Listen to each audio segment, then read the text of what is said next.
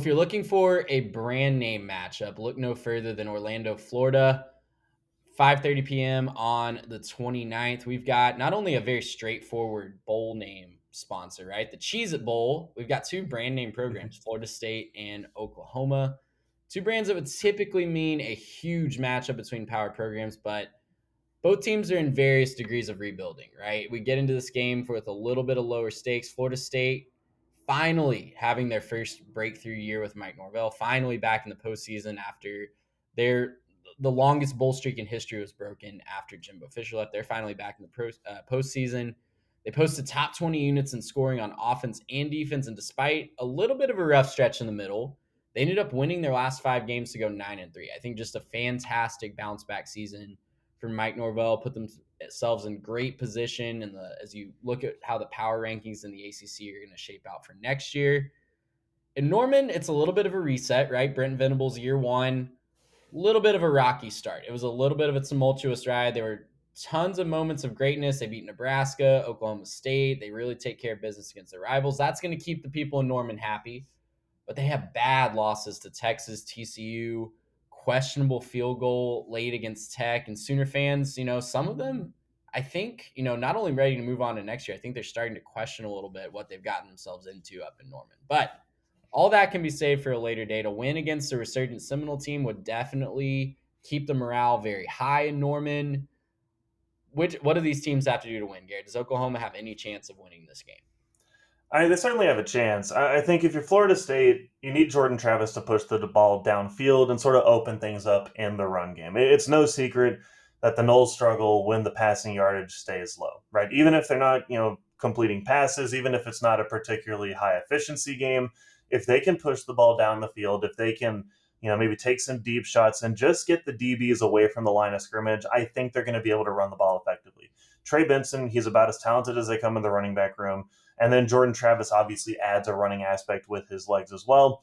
If they can, they don't need to blow the doors off it in the pass attack, but if they can just keep them honest, right? Just complete enough passes, throw it down the field, take some shots to maybe get the eyes out of the backfield immediately, then I think that you're going to get some success. And this Sooner defense has had a rough time defending the run this year. They average about 189 given up on the ground. And I think that's a recipe for failure if you're the Sooners. I think this is a real place where Florida State can exploit that if they don't let the Sooners just load up the box and stop them there. Oklahoma wins if some young stars wake up feeling the cheesiest in the Cheez-It Bowl. Okay, they're going to need some young stars to emerge. They have over 30 players from the 22 roster either graduating, transferring, declaring for the draft. Nobody's going to be around for this one. Eric Gray, he's the big part of their offense. I think he had something like 1,400 yards in this season. So a massive part of their offense is going to be gone. They're going to need a replacement from a guy like Javante Barnes to come in here and do what he needs to do.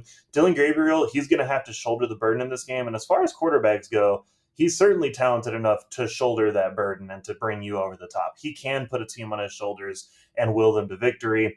I just kind of wonder if he's going to be able to get it done by himself. I think he's going to need some young guys to come along, especially on the defensive side, and just put enough pressure on Jordan Travis and that Florida State offense to complete some of those passes and push the ball down the field. If they do end up hoisting the trophy at the end of this one, it's going to be because of a lot of names you're going to hear next year, right? A lot of the guys from next year's team are going to have to be heroes on this year's team in order to bring it home for the Sooners.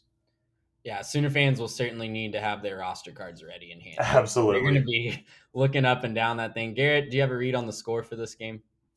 Yeah, I do think this one ends up going Florida State's way. It's not that I don't believe Oklahoma can do it. I just don't think that you can count on the young guys who haven't had that playing experience enough. I do think that when you have a guy like Jordan Travis in your backfield, you can succeed enough. Even if he doesn't come out and have the best day, I think he can do enough. And I do think that he'll keep this one kind of at arm's reach. Give me 31-21. I'm going to go Florida State over Oklahoma in this one. I'm with you. I don't think this one's going to be particularly close. You're missing 30 guys, right? Like that's just an insane number. And you're missing it from a team that didn't exactly shatter expectations this year. And Florida State, Yeah. they are pumped to be in this game. It's a home field advantage as well. I bet a lot of Seminole fans are going to turn up in Orlando. Give me Florida State somewhere in the tune of 38-21. I think that Oklahoma maybe keeps it close in the first half, puts up a couple big plays, but Florida State really pulls away in the second half. So make sure that you're the cheesiest. Make sure that you have all the cheese-based products lined up and ready to go for this one. December 29th, 5:30 p.m. on ESPN. Gracious him. How about